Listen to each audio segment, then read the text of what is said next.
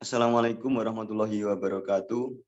Di sini kami dari kelompok 1, mata kuliah manajemen strategik, akan menyampaikan hasil kerja dari kelompok kami. Sebelumnya, perkenalkan anggota kelompok 1, kelompok kami. Yang pertama, Dilaam Pratiwi Eko. Yang kedua, Tina Fitri. Yang ketiga, Widya Ekawati. Yang keempat, Nur Muhammad. Yang kelima, Siska Lutfi. Yang keenam, Zian Faradisha Asmi. Next.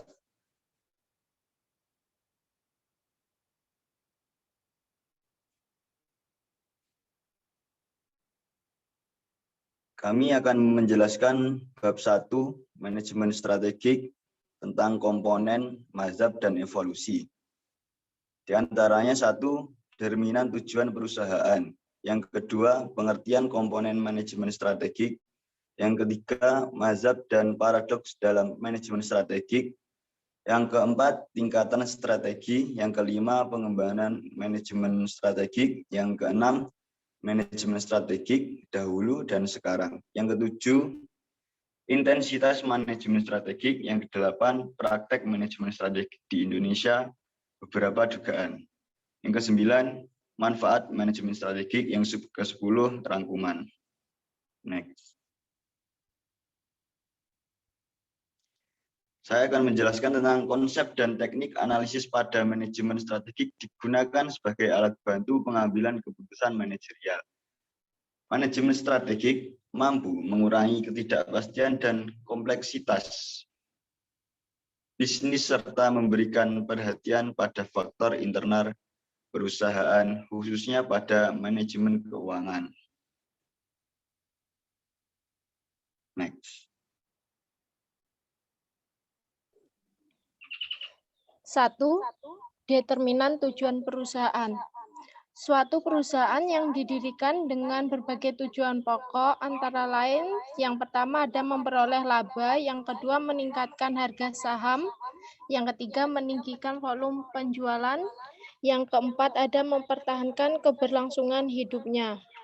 Untuk mencapai tujuan yang telah ditetapkan tersebut, manajemen perusahaan mendesain, mengimplementasikan, dan mengevaluasi strategi bersaing yang telah dipilih. Dengan keunggulan bersaing dibangun dan berdasarkan komitmen visi yang telah dimiliki perusahaan, berusaha mengeksploitasi peluang bisnis yang tersedia dan di saat yang sama menghindar dari ancaman bisnis yang berasal dari lingkungan bisnis. Jenis tujuan biasanya berlaku bagi perusahaan yang sudah menjadi perusahaan publik. Tujuan tersebut untuk meningkatkan volume penjualan atau market share sering diutamakan karena dianggap besar kecilnya pangsa pasar yang dikuasai maka akan berpengaruh langsung pada laba yang dapat dicapai. Namun tercapainya laba tersebut belum tentu menjamin usia perusahaan akan panjang. Untuk mencapai tujuan perusahaan yang telah tercapai, terdapat dua faktor pokok, yaitu faktor eksternal yang tidak terkontrol oleh perusahaan, yaitu lingkungan bisnis yang melingkupi operasi perusahaan yang daripadanya muncul peluang atau opportunities dan ancaman threats. Yang kedua ada faktor internal yang sepenuhnya dalam kendali perusahaan, meliputi manajemen fungsional, pemasaran, keuangan, operasi, sumber daya manusia, penelitian, dan pengembangan.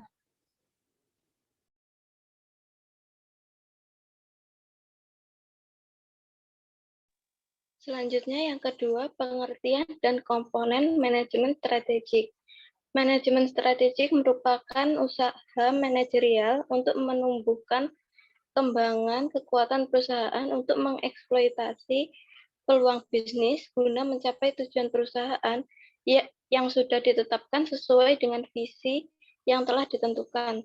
Sedangkan komponen pokok strategik yaitu analisis lingkungan bisnis yang diperlukan untuk mendedikasikan peluang dan ancaman bisnis. Yang kedua, analisis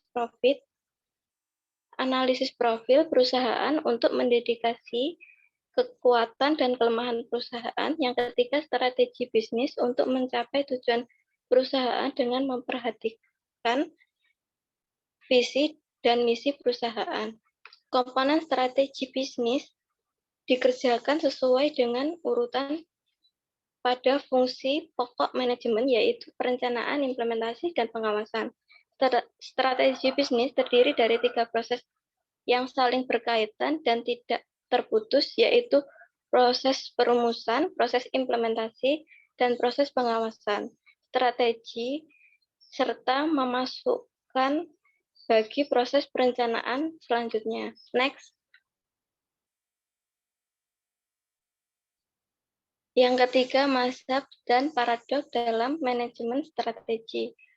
Yang pertama, mazhab dalam manajemen strategi. Substansi manajemen strategi yang terdiri dari 4 komponen pokok tersebut, akademisi dan praktisi manajemen memiliki tekanan dan perhatian, bahkan keyakinan yang berbeda-beda antar komponen. Setiap pengguna memerlukan terdapat tentang lingkungan bisnis. Lingkungan bisnis adalah komponen penting karena hampir semuanya sepenuhnya manajemen tidak mampu mengendalikan lingkungan internal menjadi determinan terpenting keberhasilan perusahaan. Yang terdapat lainnya bahwa ideologi ini nilai ajaran dan rancangan masa depan perusahaan merupakan determinan yang paling utama dalam pembangunan kinerja perusahaan. Yang kedua, paradoks dalam manajemen strategi. Paradoks merupakan kalimat yang mengandung kebohongan, mengandung kebenaran, serta dapat menumbuhkan kreativitas. Logika RBF telah menghasilkan implikasi yang tampak tidak sesuai untuk penelitian dan praktik manajerial. Logika ini menunjukkan bahwa tidak ada rules of reach, namun RBF dapat digunakan untuk menghasilkan resep oleh manajer mengenai bagaimana perusahaan dapat mencapai keuntungan strategis melalui penyebaran sumber daya. Next.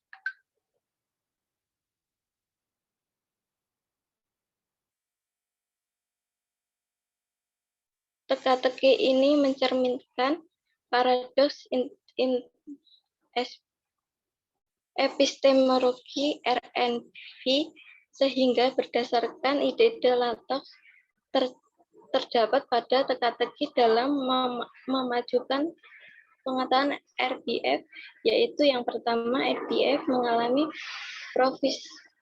proliferasi masa pemikiran tergantung pada serangkai asumsi teoritis, alat analisis, serta rencana yang berbeda di dalam mengungkapkan fenomena dalam manajemen strategis.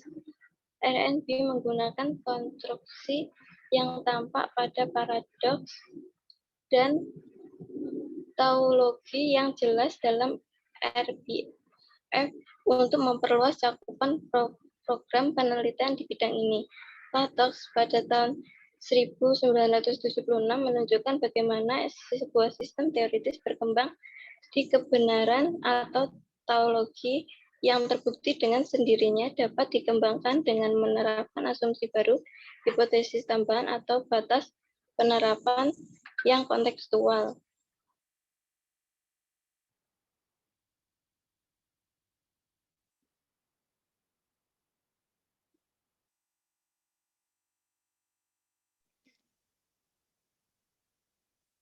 Perspektif paradok juga memungkinkan untuk mengeksplorasi ketegangan antara pengetahuan tentang kinerja organisasi dan struktur kekuasaan yang melegitimasi dan menormalkan pengetahuan semacam itu.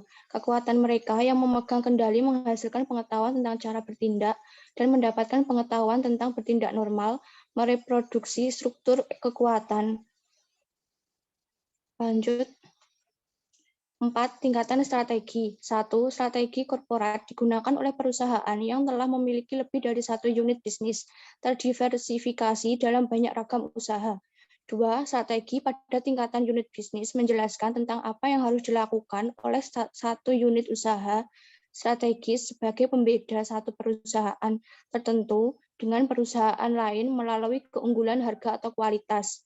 Yang ketiga, strategi fungsional. Menguraikan lebih jauh apa yang ada dalam strategi bisnis ke dalam manajemen fungsional agar lebih terukur dan konkret dalam implementasi. Lanjut. Perusahaan hanya memiliki satu unit bisnis strategis. Pada perusahaan tidak bisa dihindarkan lagi menjadi kantor pusat. Headquarter harus mengelola dan mengendalikan beberapa unit usaha strategis. Ada perusahaan induk, holding company, dan anak perusahaan ini disebut sebagai strategi pada tingkatan corporate level strategi. Manajemen unit usaha strategis bertanggung jawab pada pengembangan strategi pada tingkatan bisnis dan strategi pada tingkatan fungsional. Strategi pada tingkatan bisnis ini terjemahan turunan strategi tingkatan korporat, sedangkan strategi fungsional merupakan turunan strategi bisnis. Tingkatan strategi dimasukkan ke dalam tingkatan korporat, karena pada jaringan merupakan membangun aliansi strategis yang menjadi wewenang dan dilakukan oleh manajemen puncak kantor pusat. Jika suatu perusahaan memiliki satu unit usaha untuk membangun aliansi menjadi wewenang manajemen puncak perusahaan, maka strategi aliansi menjadi bagian tidak terpisahkan dari strategi pada tingkatan bisnis. Yang kelima, perkembangan manajemen strategik. Sejarah perkembangan manajemen strategik dengan menggunakan tolak ukur waktu di negara maju dapat dikelompokkan dalam 4 tahapan berikut ini. 1. Anggaran dan pengawasan keuangan. 2. Perencanaan jangka panjang. 3. Perencanaan strategik perusahaan. 4. Manajemen strategik. Selanjutnya, manajemen strategik dahulu dan sekarang. Dahulu tujuannya identifikasi pertumbuhan pasar untuk memaksimalkan laba. Sekarang identifikasi kekuatan dan kelemahan perusahaan agar mampu bertahan dan siap menangkap peluang. Lalu asumsi dahulu keberaturan atau tidak fleksibel. Yang sekarang diskontinuitas dan fleksibel. Filosofi dahulu mengurangi spekulasi dan ketidakpastian analitis dan rasional. Filosofi sekarang spekulasi terencana dan berjalan seiring dengan ketidakpastian analitis, rasional, intuisi, dan seni. Komitmen dahulu, hasil akhir, kertas kerja administratif. Komitmen sekarang, proses perumusan, peneguhan, komitmen. Lalu bentuk dahulu kompleks, ekstensif, bentuk sekarang sederhana, singkat, dan padat. Isi dahulu, data kuantitatif, hasil perakiraan, isi sekarang, data kualitatif, pendapat, penilaian, evaluasi. Waktu dahulu jangka panjang, waktu sekarang relatif pendek. Penyusunan dahulu perencana, penyusunan sekarang eksekutif bersama perencana. Next. Yang ketujuh, intensitas manajemen strategik. Intensitas dan formalitas manajemen strategik berbeda dari satu perusahaan ke perusahaan yang lain. Perusahaan besar menyusun manajemen strategik secara komprehensif, detail, dan memberikan tekanan pada akurasi, sedangkan perusahaan kecil menyusun manajemen strategik secara sederhana dan parsial. Banyak faktor yang mempengaruhi intensitas dan formalitas penyusunan manajemen strategik. Di antaranya adalah besarnya organisasi, gaya manajemen, kompleksitas lingkungan bisnis, proses produksi, karakteristik persoalan yang dihadapi, dan tujuan penyusunan perencanaan. Next. Beberapa dugaan. Dalam